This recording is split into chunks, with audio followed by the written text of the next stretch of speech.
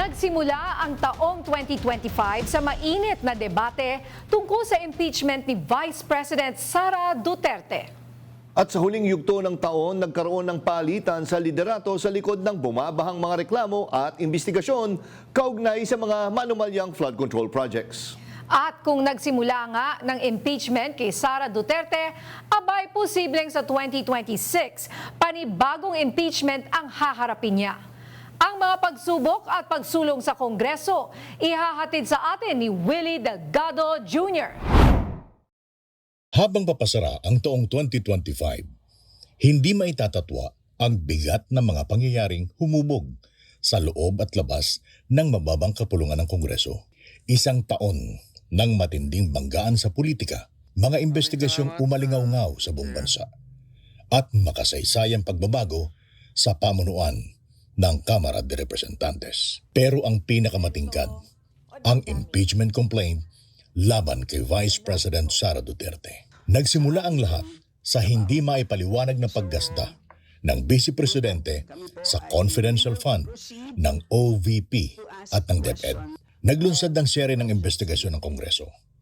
Pero wala pa ring napala sa pangalawang Pangulo. Maging ang mga opisyal ng kanyang opisina ay urong ang mga dila para magsalita. Walang nagawa ang mga kongresista, kundi ipiit ang mga ito sa mababang kapulungan ng Kongreso. Dito na nagwala ang pangalawang Pangulo. Hindi halos mabilang na pagmumura ang naglabas-masok sa bibig ni VP Sara. Ninyong lahat, Martin Romualdez. At ang ikinabigla ng lahat ng pagbantaan niya ang buhay ng Pangulong Ferdinand Marcos Jr., kanyang asawa na si First Lady Liza Marcos at ang dating leader ng Kamara na si House Speaker Martin Romualdez.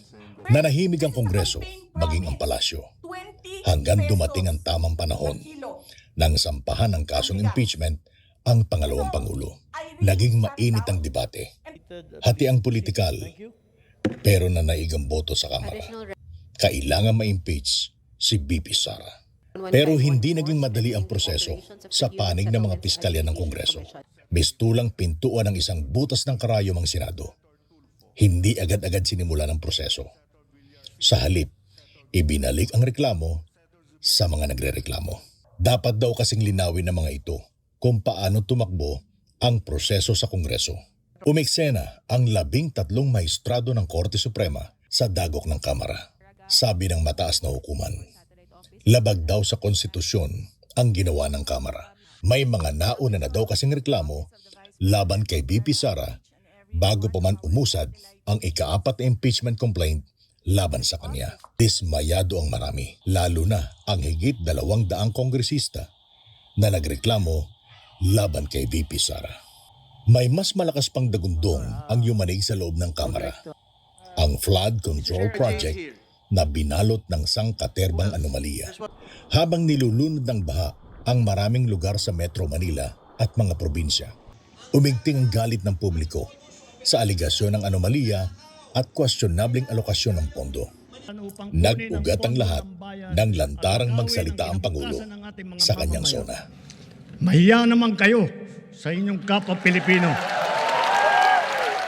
At para pangatawanan ang kanyang panghihiya sa mga nagwaldas ng pondo sa baha, ang Pangulo na mismo ang nagbuo ng grupo para imbestigahan ang mga nagbulsa ng pondo. Maraming pangalan ang lumutang, mga politiko, kontraktor at mismong mga opisyal ng gobyerno.